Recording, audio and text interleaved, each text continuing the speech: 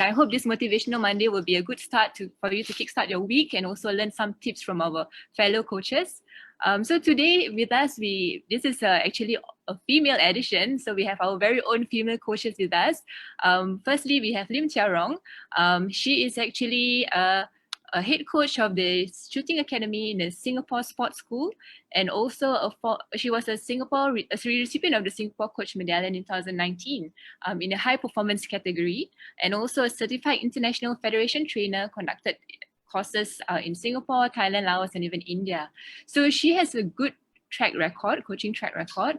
And as you can see, she has had major achievements in the major games, in the ISSF Junior World Cup, and even SEA Games. And of course, one of her greatest achievements would be discovering Martina Veloso. So Martina she started off as a learn to shoot program with Chea Rong, and she actually within 2 years broke the national record, and was the youngest shooter to actually win a gold medal at the ISSF World Cup, and subsequently won silver at the YOG Youth Olympic Games in 2014. And of course, this success is actually thanks to Chea Rong, who is behind Martina. So probably can I have Chea Rong to just speak and say hi to the audience? Chea Rong. Hi, everybody. Hello. Hi. I'm glad to be here. I'm very honored to be invited. Hope we can have more sharing later. All right. Thank you, Chea Rong. And of course, the next coach we have is Louise Khng. Louise is a former head coach of the Singapore floorball women's team. And of course, under her leadership, within 2 years, she actually managed to successfully led the team to retain their SEA Games title, which is the gold medal, last year in the SEA Games 2019. And also they managed to successfully had their best results, which was they got into the 12th placing in the World Floorball Championship. So of course, Louise also, within these 2 years, she managed to successfully develop the team to be a cohesive unit and to have that team identity, and so a very strong team. So she invested on a lot of culture building and team building within the team. And yeah, so probably, as you can see, I don't know if you have read the news also, Louise actually appeared in the Straits Times, in the newspaper, and she actually led the Singapore floorball to a whole new level. And athletes actually thought her as more than a coach, and always say that she always inspired them to do better every day. Yeah, so maybe can I have Louise just say a few words and say hi to the coaches?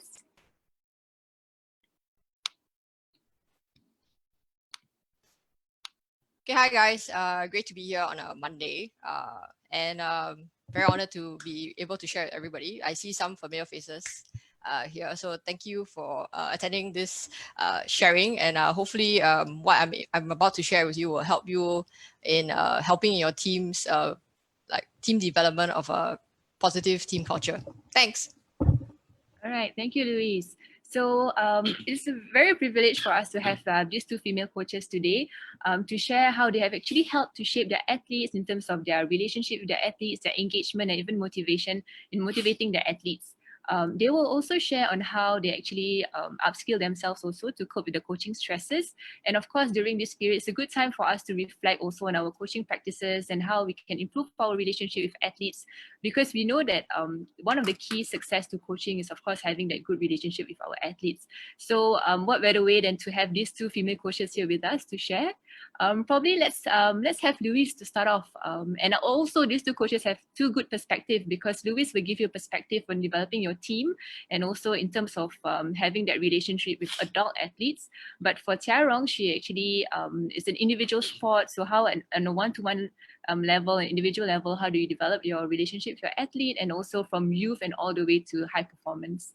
Okay, so Louise, probably I'll just hand over the host to you, and you can share with us about how you managed to successfully shape your team and also to lead them to be a cohesive and strong unit together. Okay, I'll just pass the host right to you, and then you can share your screen.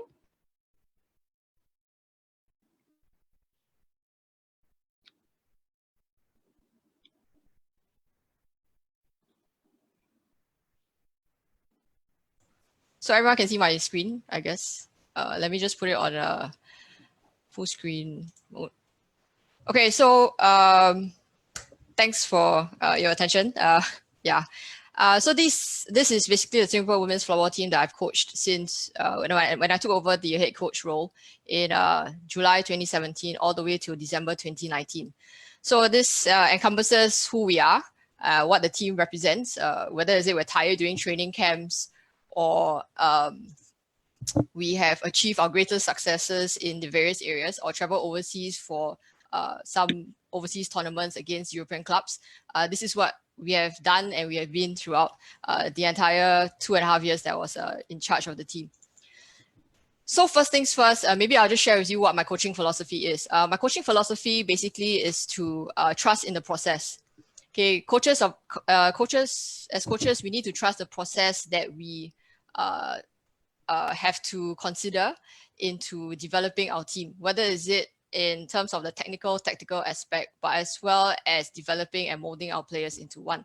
So my coaching philosophy basically is to trust in the process and invest time, although it really takes a lot of time, invest time to develop holistic players and a positive team cohesion and culture. And how we have done so we have abbreviated our Singapore Women's Floorball team to SWFT. Basically, we have broken it down to the team being selfless, to have a winning mentality, to have fun, and to have trust in each other. So, between players and between coaches and players as well. So I put out all these pictures. Basically, picture says 1,000 words. So selfless, I would say that, okay, so at World Champs, I brought 23 players. These 3 players you see here on the screen, who are very selfless, as with everybody else in the team, they actually prepare ice bath for the team every single game. They went all the way there. They were players who may take over players who were injured during the tournament, but otherwise they have a lot of selflessness in them. They prepared ice baths, they took statistics, and they prepared the team's welfare throughout the whole entire tournament. The winning mentality is something that it's a little bit more challenging to instill, but otherwise at the elite level, it's important for players to keep a strong mentality and focus on the game. So we focus on the winning mentality. At the side of it all, we also must learn to have fun. We all participate in our sports to have fun. We want our players to have fun. Players may feel less motivated if training is a little bit mundane or monotonous. So we always try to instill fun during trainings, or even these 3 players here, they're having fun at the side of the bench. And of course, at the end of the day, we need to trust each other. So this SWFT stands for what it stands for, and our players actually follow through with that throughout the whole entire season and throughout the years that we have gone through the different tournaments or different training sessions together, right? So how do I build a team culture? Very simple. We have, I wouldn't say rules and regulations, but we have a certain set of character values that we try to instill or things that we want to introduce to our players. So for one is discipline. So discipline comes with punctuality for trainings, being disciplined in their rehab and recovery, as well as players having the motivation to train themselves. Someone once said that it takes 10,000 hours to train to become an elite athlete or to be as good as an elite athlete. So when we say punctuality, discipline comes from the team, it comes from the coaches as well and the officials. So when players are late, we implement not fine, but we implement a push-up fine where we do 20 push-ups if we are late. So if players are late, officials also late, we will also do the push-ups because we all lead by example. And that is very important to us, that we lead by example. We are also very disciplined in terms of letting players do their rehab. Players are too excited to get back into the game when they are injured, but they do need to understand, as coaches, we do need to help them understand that focusing on rehab and recovery will extend their playing life even longer than what it really, if they may shorten it, if they were to continue if they are injured. And of course, it comes with self-training, etc. So peer learning, we have created a peer learning culture which enhances definitely like what I listed here, communication, adaptability to each other's playing style. And also we encourage them to be creative in terms of the way that they play.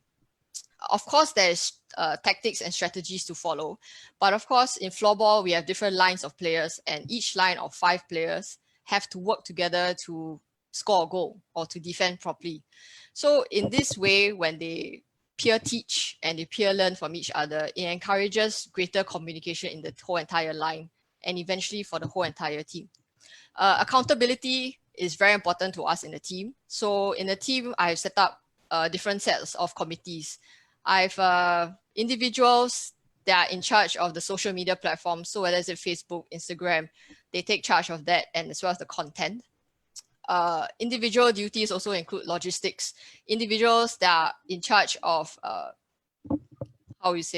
planning a duty roster for players to take home their equipment, our team equipment, like the balls, etc. So every training, we have different sets of individuals that are responsible in managing the equipment.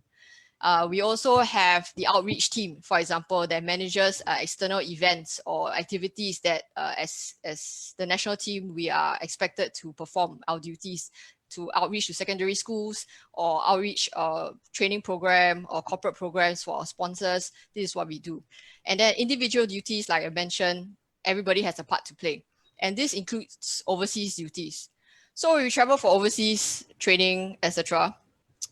We also form certain set of guidelines and individuals to be accountable for their roles and responsibilities. For example, we have someone who is the timekeeper or the policewoman who we call that always takes time if someone is late.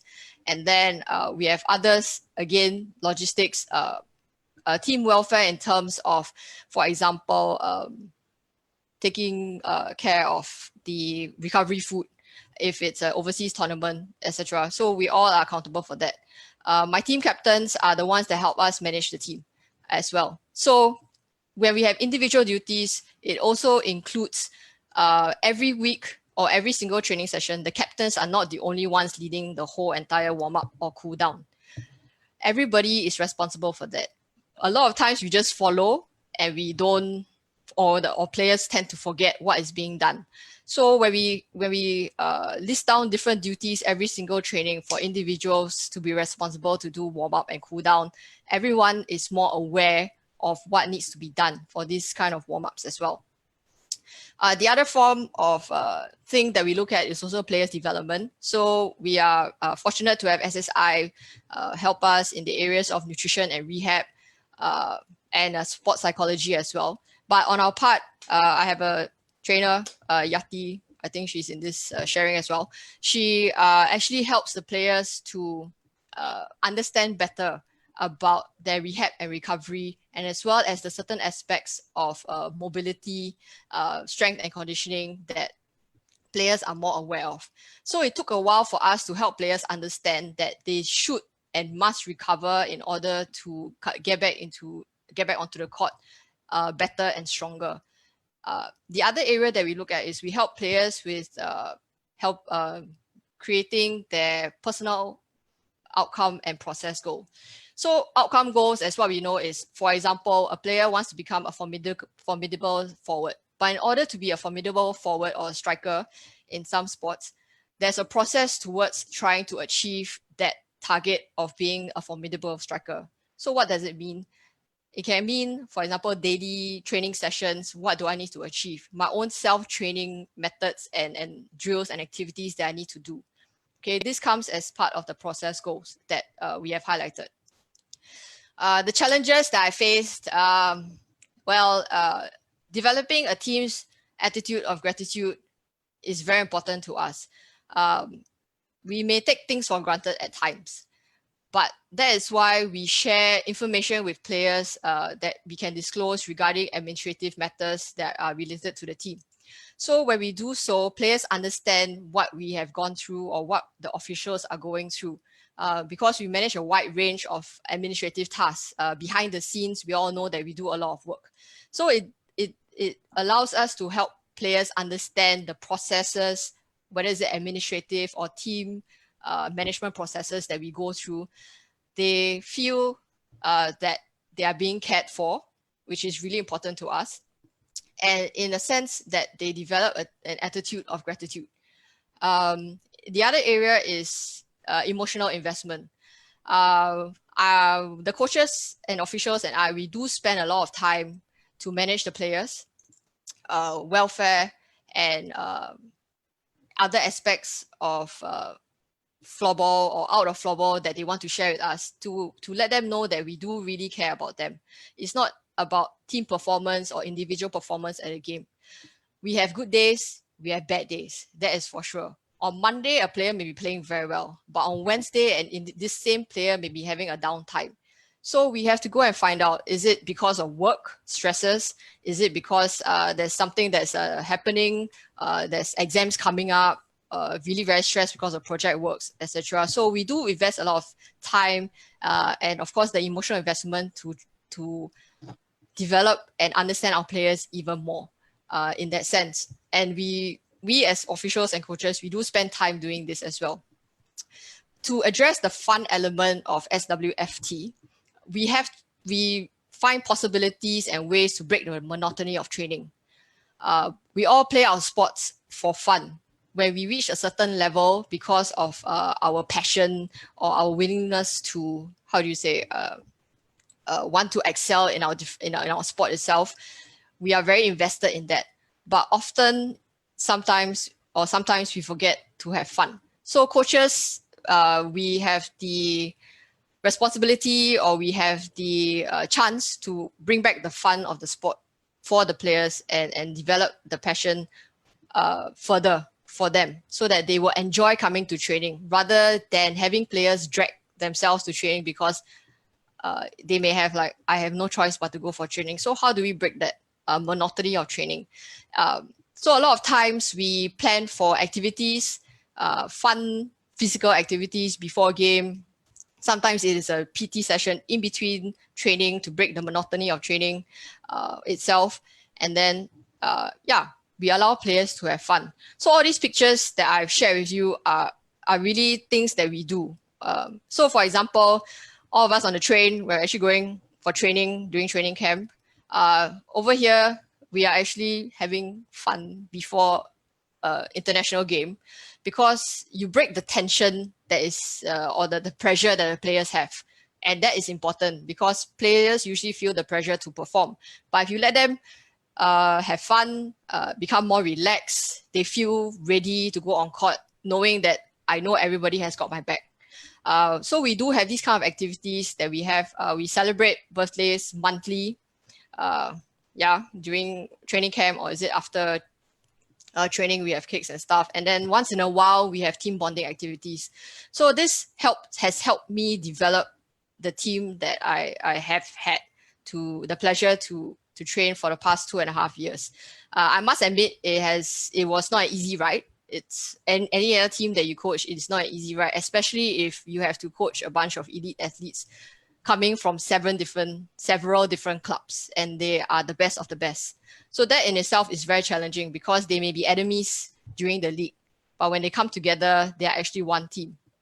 So why I use this approach in developing this team is based on my experience as a former national athlete myself. I've gone through coaches that I could have learned more from. I've gone through coaches that have neglected players on the bench, failure to explain why I was benched or why other players have been benched. I've had coaches that focus totally on just technical and tactical aspects, neglecting the emotional and social development of the player itself. Especially if you coach players in the youth age group, for example, the teenagers. They are the ones that are most influential. They are the ones where you can really develop holistically. But I know it takes a lot of time and a lot of emotional investment to do so. So this is what I based my objective in coaching the team. By trusting in the processes, I was able to, or the team was able to achieve the results that they have achieved last year. Furthermore, last year was really a very hectic year for us. We had SEA Games and World Champs back to back. Our turnover day was only one day. So after we were done at SEA Games, the next day we came back to Singapore, and the next day we flew out to Switzerland. And we ended our SEA Games before SEA Games even started. That was a really very physically challenging and yeah, it's a lot of mental challenge for every one of us in that sense. But basically, this is how I have approached the team. But needless to say that I could not have gone through this without the team behind the team. I have worked with local coaches, trainers. I've worked with coaches from Finland who have coached national teams. So they have coached the Finnish team, they have coached the US team, they have coached Australia, and then of course now they are providing assistance to us in terms of coaching Singapore team. So the coaches ourselves, we have a shared vision of what we want the team to be. And then we are able to adapt. We must practice flexibility and adaptability.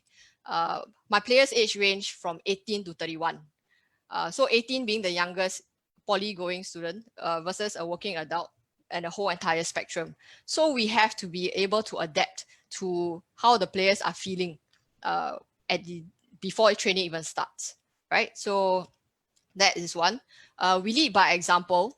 Like I gave, if players have to do push-ups because they're late, officials will also do push-ups if we are late for training. So we do lead by example. It takes a lot of teamwork from us. We may have disagreements, but at the end of the day, we all have the shared vision and objective of helping the team develop holistically. And of course, mentorship comes into play.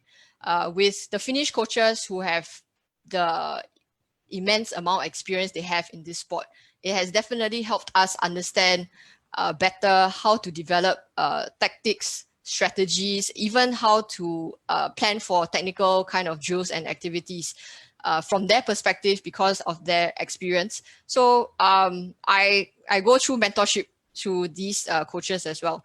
So we all have this 5 areas that we are all have this same vision for. And of course, yeah, we all have shared responsibility in managing the team as well. So this is what I have, a team behind a team. It is very, very important in that sense. Of course, this is my last slide before I transfer it back to Chea and Rong, that I always have this note to my players, which I tell them periodically that they should be the best that they can be, even if they're having a very off day. That is something that we have to understand, right? The study of stress, stress from school, stress from work, meeting deadlines, even tired from work or school. This is something that we have to, as coaches, we are able to understand because we have gone through it ourselves, or we ourselves are going through this with the back-to-back coaching sessions, or if you're a part-time coach, you have other work that needs to be done.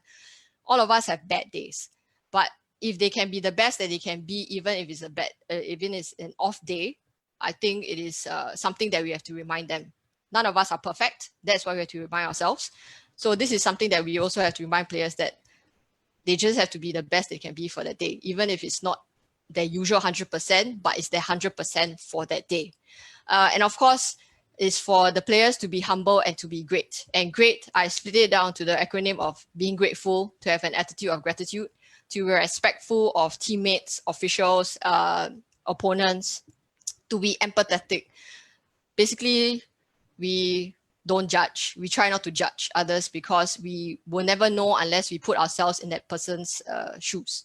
To be accountable for whatever responsibilities and roles that we all have. That is one. And of course, to be able to trust and to be trustworthy ourselves. That is something that I occasionally remind the players that to be great. We all want to be great people. We want to be great players. We want to be great coaches.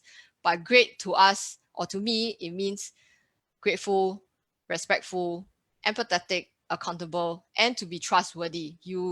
We should be able to be mentors for coaches to trust, like for players to trust us in what we are doing and what we are doing for them. So our leadership style is pretty much based on our objective for coaching. And I'm sure that every team that you coach will have different types of objectives or I don't know, vision for each one. But at the same time, we do need to remember that we do have the influence on the players, and how we can better influence them is what your coaching philosophy is. And are we able to do so and develop holistic players and eventually lead to a positive team culture? At the end of the day, successes will come if we trust in the process. And for me, that has worked. And trusting the process came with players trusting the officials and us trusting the players to be accountable for what we are supposed to do during tournaments or during training sessions. In that whole retrospective of what it means to have a positive team culture. So I guess that's what I have to share, how I've developed the team. In 2.5 years, I really, like I share with you, it has been challenging to coach an elite team.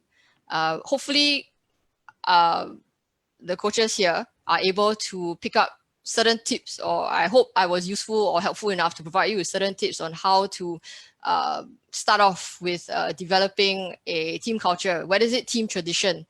We have team traditions of cheering before training, after training, high-fiving each other after a drill, or especially after a tough drill. And of course, encouraging players to encourage each other more on court. More often than not, I'm being reminded by my players to be more forgiving on the bench, especially during game.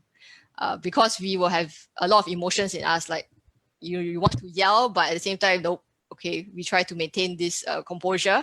So sometimes when we build this culture with the team, the players might end up, hey, coach, chill, just chill, relax. It will take place, but just chill and relax. So this is something that we have to remind ourselves as well. It's challenging, but yeah, this is pretty much we have to do.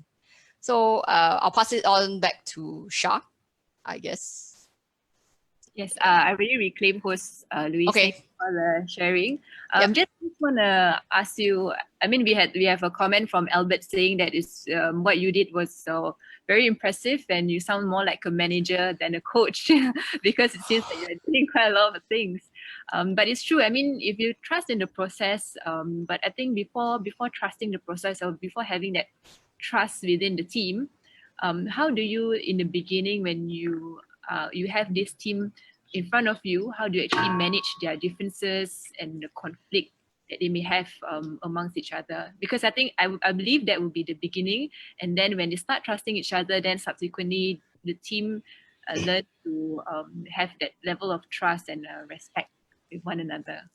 Okay, so like I said, it's a whole entire, there are probably 6 to 7 clubs, and all these players belong to 6 and 7 clubs. And I manage, the official and I, in one typical training session, we manage a maximum of 30 players for one training session. So that is a lot for one person to handle. That's why it's good to have a team. To manage conflicts and stuff, I won't really want to say we use force, but we purposefully group them in, for example, if we go for training camps or we go for overseas competitions, we will randomly group them in like roommates. We don't let them, okay, you pick your roommate. We don't do that. We purposely assign roommates to them. When we have group activities, especially if we're doing team bonding activities, we purposefully arrange them as such, because you help build the dynamics of the team, and you help each other understand everybody a lot better. I know a lot of coaches have to deal with a lot of conflicts. Not a lot lah. Some conflicts within the team, which we all know it is something that we may want to avoid. But as coaches, we do need to manage that aspect, and that would be one of the challenges in that retrospective. So I get my other coaches to help me as well, because some players are more comfortable to talk with certain players. So that helps. That's why it's good to have a team in that aspect, to manage the team. That's why, like who says managing team, is team management is very important, especially when you hit the elite levels, right? It is all about player management, in addition to your strategies and tactics and stuff. Yeah. Did I answer your question? Yeah, thank you, Louise. Yeah. All right. So, I think while we talk about having that relationship and trust with our athletes, maybe we get Rong to share with us how she herself actually developed that relationship in terms from the start on the youth level all the way to high performance. I'll just pass the host rights to Rong now.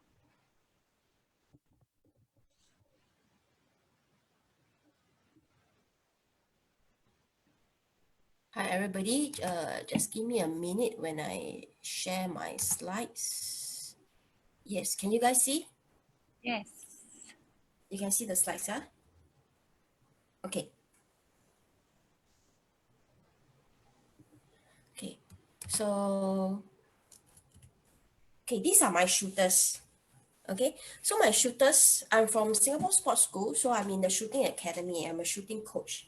So because we are a school, right, the shooters that I have actually range from the age of about 12 years old all the way to 20 years old. So they are normally in the so-called a teenager age group. Okay, and they are from they participate in youth, junior, and also in the national squad. So if you see over here, so the range of shooters that I deal with, okay, is the full spectrum. That's to say, when they first come into my school, they have zero knowledge about shooting. So we actually organize learn to shoot program for the primary school and we select them. So we started them from a totally white piece of paper. And how are we going to structure them until they can actually, by the time they reach hopefully 18 and above, we can have people that is representing the Singapore. So in my academy that we do have students that represents in the national youth team and in the national squad. Some actually go on to represent in major games. So SEA Games, Commonwealth Games, Asian Games, and now we also have students who are actually trying to vie for spots for the Olympic Games. So the range of people that we deal with is totally from zero all the way to high elite level. Okay. So how are we going to deal with this big range of students or shooters that we have? So the engagement of the athletes is very important aspect because in order for you to get their buy-in, in order for them to continue training for this period of time, they need to be engaged. They need to be able to take in what you're telling them. They need to continue this passion in their sports. So this engagement part is an important factor for our training. And I've divided them into two aspects. One is based on our normal training, and another one is based on their personal life. So these are the two aspects that I'll probably like to share with you guys about how we go about dealing with them. So for training wise, we have to look at the age because a 12 years old shooter and a 20 years old shooter, the understanding maturity level is very different. Okay, and also the sporting level. So for a shooter that just first started learning and to a shooter that is actually trying to win a medal in the major games, okay, their level of understanding, their expectation of themselves, expectation of you is also very different. So we need to cater to this large range of athletes. As for personal life, of course, we are the school, their studies, families, friends. Actually, there's more things that comes along with it. Okay, so if you can look for the engagement of shooters from zero, okay, that's to say when they first started in, what is the characteristic of them? A lot of them are looking for external motivation. They find that it's interesting, to be able to handle a gun. When in Singapore, it's not so easy for you to actually handle a gun. Okay, so they find it very interesting. They find that, oh, it's fun. So a lot of things are very external motivation. Okay, their attention span is also shorter. They cannot be standing down there and shooting for a period of 1 hour, 2 hours continuously. Okay, it's very hard on them both physically and also in terms of their mental capacity. It's very hard. Okay, so when they first come in, our main focus is to ensure that they're able to train correctly. Okay, so we give them shorter training. Our training sessions are cut with more rest in between. Okay, we reduce our training load. So every week is only about 3 times or 4 times of technical training.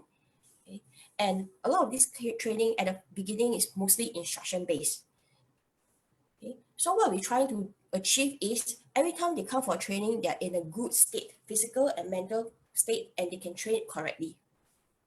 Then as they continue training after 1-2 years, okay, we'll find that at this stage, their thirst of knowledge increases. They wanted to know more about the sports, okay, know more about what is happening, how can they improve, okay.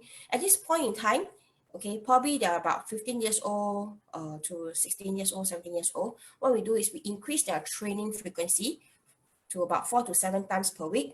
Okay, so we have morning training, afternoon training, and also we have competitions over the weekend. Okay, and this period of time we introduce sports science. So the sports science that we introduce is very specific to shooting. Okay. When they are in 12 to 14, 15 years old, that period of time, there's also sports science component, but it's a more general one. Like how do you do positive self-talk, what sort of food you should be eating, but it's a very general kind that is suitable for everybody. But when they reach the second phase, okay, we actually give very specific sports science that's related to shooting, so they can use it for their sports. At this period of time, one very crucial factor to determine whether they will carry on their sports or not is, are they able to experience success? Okay, we find that, okay, for athletes that's able to experience success, they have a higher tendency for them to carry on way above, and they can actually continue to represent the country. So during this portion of time, right, in the middle, when they are halfway, they already pass through the beginner stage and they're trying to go on to the next stage. Okay, we need to find competitions that is of their level so that they have chance to experience success. Any amount of success is a very good thing, as long as they can experience, whether is it really by winning the medal or by hitting their personal best. Okay, all these are form of successes that we actually try to let them have the chance to experience it. And by doing that, we find that most people can actually continue to the next phase where they reach to a higher elite level, whether it's the youth team or the national team. Okay, so at this point in time, a lot of the motivation is internal. Okay, the athletes are very self-directed. We increase our training load during this period of time. Okay, a lot of their ownership of training is being passed on to the shooter. There's a lot of discussion going on, goal setting, what do we want to achieve. We help them to plan not just in terms of their shooting career, but also how does their academic studies going to fit into the different competitions that we have. Like every 2 years we have SEA Games. Are they going to have major exam in this point in time? Do we need to defer their studies? Or is the studies taking a lot of stress from them that they are unable to focus? So there's a lot of discussion going on. Now, another important aspect when they reach this elite level is actually rest and recovery. We find that a lot of these elite athletes, they tend to push themselves very hard to the extent that they just keep wanting to train and train and train. But as a coach, probably we need to make sure that they have sufficient rest and recovery so that they can walk a longer distance. They doesn't get burnt out easily. Okay, because in order for you to reach, let's say, the Asian Games or Olympic level, it's not a 1 year, 2 years. It could be 4 years, 8 years down the road.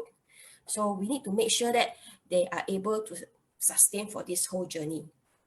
Now, regardless of which phase they are in, whether they are a beginner or whether they already reached the elite level, one very important thing that we need to pay attention and bear in mind is have fun and play games.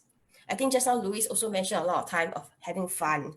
Yeah. So regardless of the state, we try to incorporate fun into our training. We play games with them.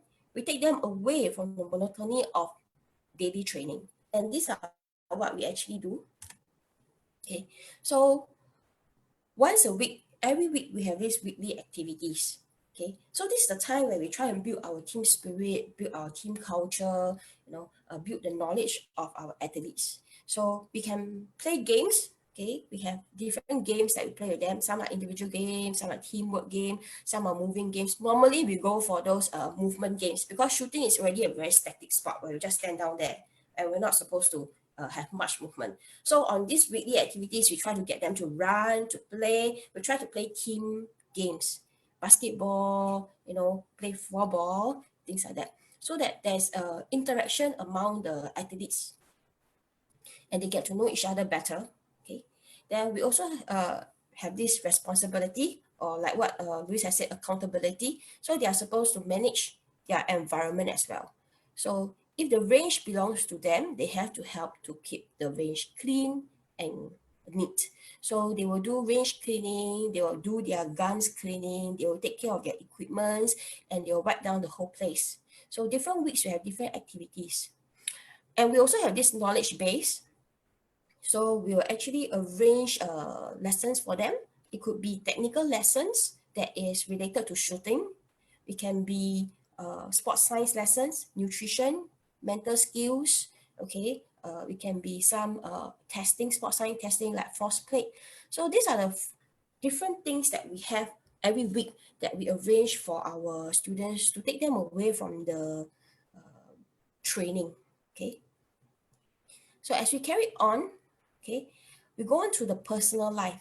Now, in order for the team to do well, or for the individual athletes to do well, okay, we need to make sure that they are a balanced person. A balanced person is just not just in terms of my shooting is good or my sports is good, but in order for you to do well in shooting, you also need to be balanced in your sports, your studies. Okay, if you are very weak in your studies, you are very stressed about it, it's very hard for you to focus during training. Okay, your friends, your social life. Okay, do you have a group of friends that you can depend on, or you're being outcast by your friends? All these plays an important part.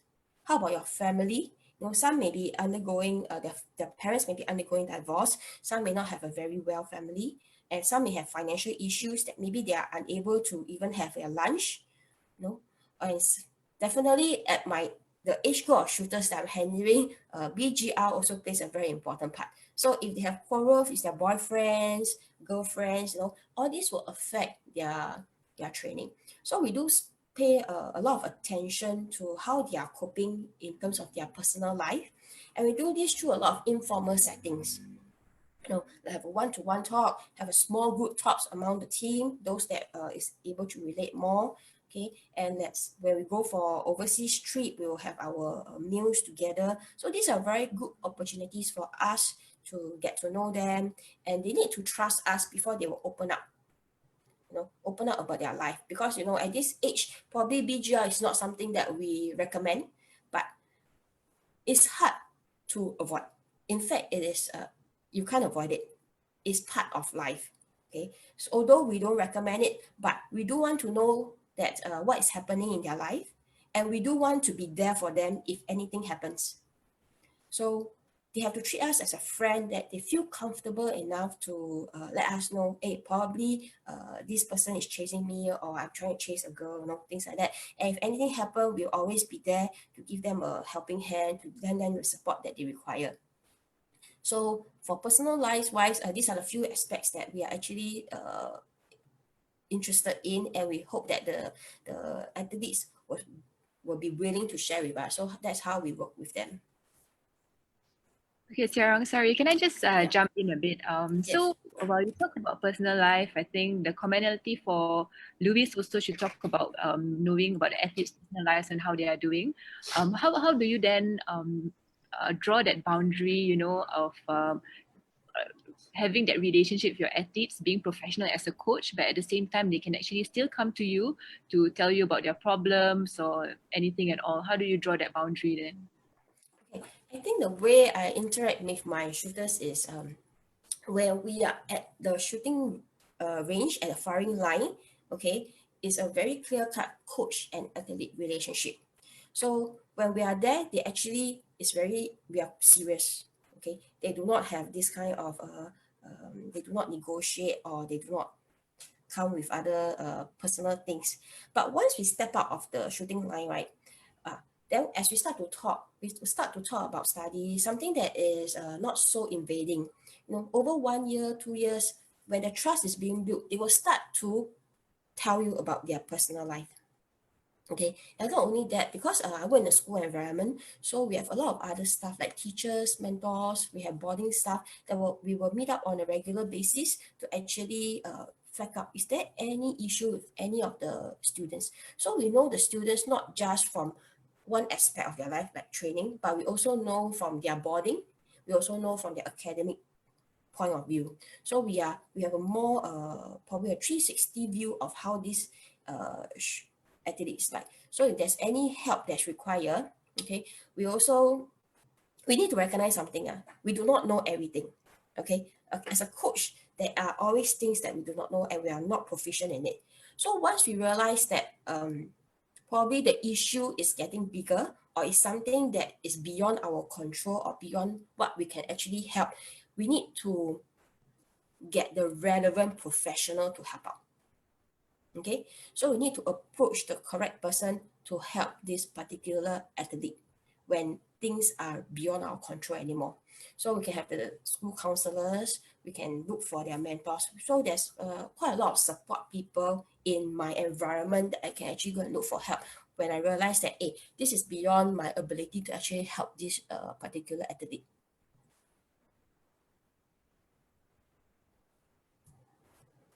Okay, thanks, Rong. Probably just also talk us through on the challenges you face while trying to engage your athletes and maintaining that relationship and trust with your athletes. Yeah, okay, sure. So some of the challenges I face actually include things like, okay, uh, as you guys know that the athletes I have, right, they come in from ground zero, mostly coming from ground zero. So their rate of progression is very different. Some actually takes a shorter time. As you see from Blue Club, some will take a longer time. But how do we, sometimes they will overlap and sometimes they may just change their position. So a lot of times we need to manage the team, because if let's say we are from the same team and we start off from no knowledge, how come this person can progress so well while I'm being led behind? So this will lead to a sense of demotivation. Their sense of self-worth may also drop. So this is a problem that we actually face now. So how do we actually tackle this problem because of the different rates of progression? Okay, first we'll definitely try from the technical aspect and from the mental aspect. Okay, so we'll try to see if there's any technical error with them. Okay, their training, how is it like? So we'll do an analysis. Okay, is there something about why do they belittle themselves? If this thing happened, do we need to get help in order to psychological help to help them, or is something that we can manage? Maybe we need to find some competitions that they can experience success so as to build their self-confidence. So that's the first thing that we will do. Then we need to emphasize to the athletes that your worth as a person does not depend, your worth as a person does not depend on your sporting performance. Okay, we find that a lot of athletes actually link their self-worth to how well they do in their sports. If they do very well in a competition, they feel very good about themselves. If let's say that today your training doesn't go very well, you can see that, oh, they become very sad and demoralized. Okay, so I think it's a constant thing that we need to remind the shooters that your worth as a person does not depend on your sporting performance. Your parents is going to love you all the same. Your friends is treating you all the same. You are still the same person that we like. Okay, it's not based on whether you do well or you didn't do well in your sporting performance. So that's something that we need to keep telling them. And third, there will always be winner and loser in the sports. Okay, so there will always be people who may not be able to do well in their sports. So for this group of people, finally, what we'll do is we try and develop them in other areas, like leadership position. Maybe they can become the captain, because we have different duties that's assigned to different group of students, like range cleaning, armory duty, physical training, captains. So we can develop them in terms of this leadership position. Let them feel that they are responsible for something. They're responsible for their teammates as well. Okay, so this will bring up their engagement level to the sports again.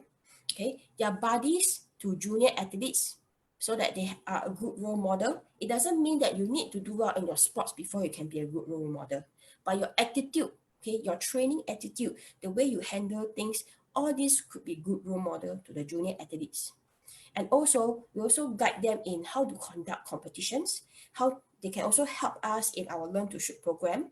So they are exposed to different areas of sports. Okay, so they can still make themselves useful, they can still be engaged in the sports, and hopefully they can still find enjoyment in doing these sports. Okay, so that's one of the things we face, different rate of progression. And the second thing that we face is the lack of time. Okay, and I believe a lot of coaches would also say that a lack of time is a major factor, especially those who are coaching schools. Basically, you go there when you have training, and after training, 2-3 hours later, you have to leave. How are you going to do all these engagement things? How am I going to find out about the personal life of the athlete, especially if you are coaching a team? Okay, 30 athletes, how am I going to do that? You don't even have enough time to look at them individually. So because of this lack of time, okay, so a lot of time we are saying that have fun in your training. Inside the training duration itself, Okay, well, we may not be able to engage them in their personal life, but at least in training, we can engage them to like these sports. So we incorporate this kind of engagement in our full training session. I will have games at the end of the training session. It may not be every day because it can get become a routine as well. So once in a while, we have games at the end of the training session. So this kind of games, what we do is we structure the games to train a certain component of.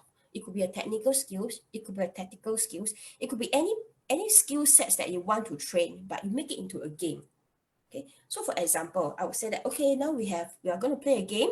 Okay, the person who actually hit the requirement of the game will gets to leave or pack up first.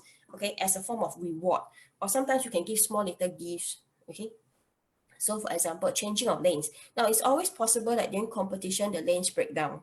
Okay, so how are we going to do that? So during the game itself, we can have this changing of lane where they need to change the lane. So not only is something away from different from training, but they are actually training another skills, which is tactical skills. If a lane break down, what are they supposed to do?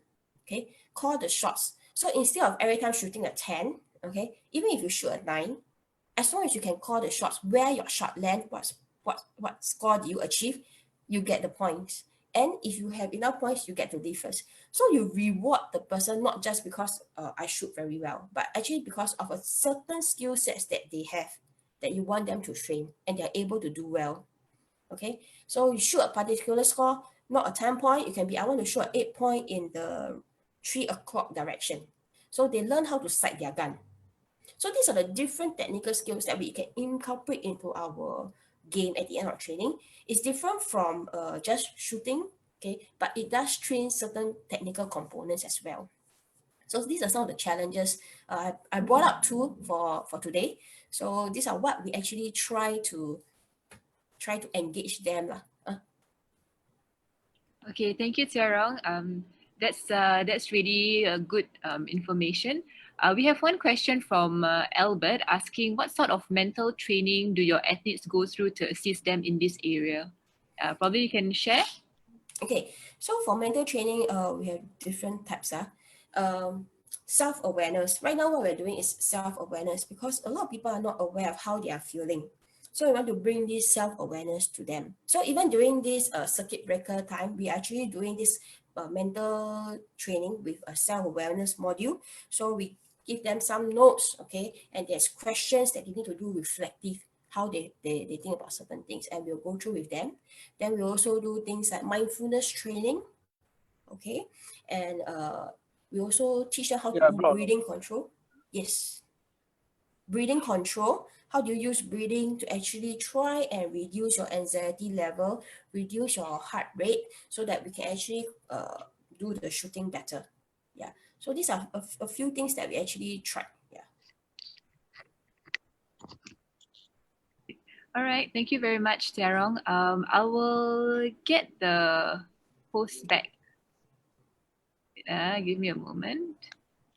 So I think in lieu of time, we will try to just wrap up and answer some questions. Maybe, Louise, probably I can get for you to answer a question from Peter about how advice of a team player with and probably how long does it take for them to have confidence in themselves? Probably you can just give some tips on that. Okay, so players' level of confidence shows in their performance, or their performance can dip because of their confidence. It's a vice versa kind of thing.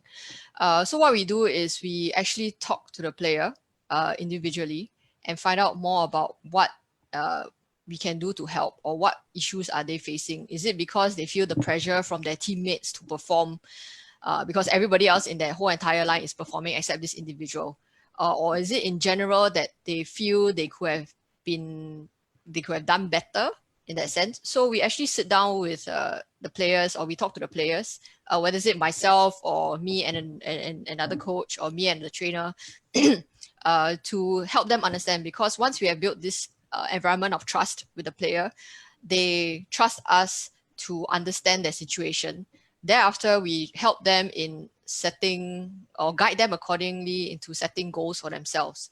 It can be as simple as for every 10 shots taken during training, 9 will be on target. So they have that allowance of like, I can miss that one kind of thing. So this is just the basic components of minor game by game, training by training type of goal setting that we help them try to boost their confidence.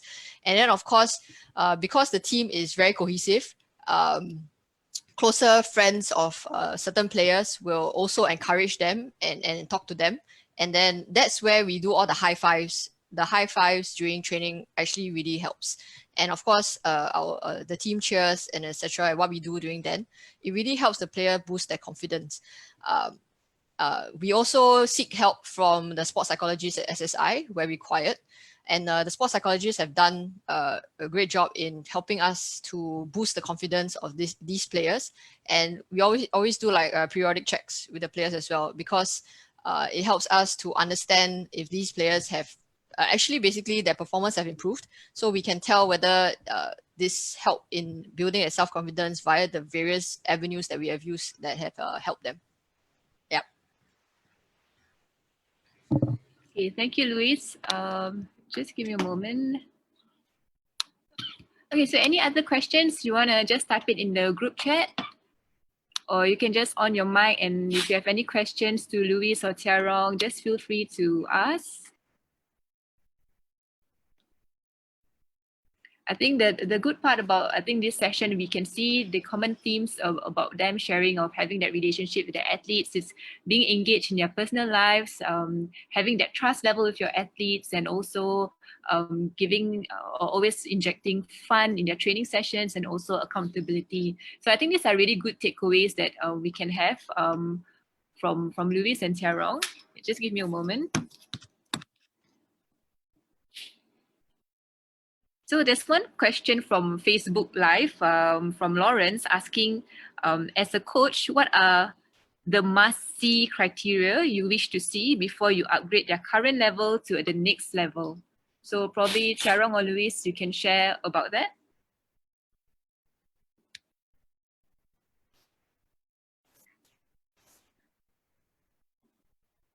Sorry, what do you mean by must-see level?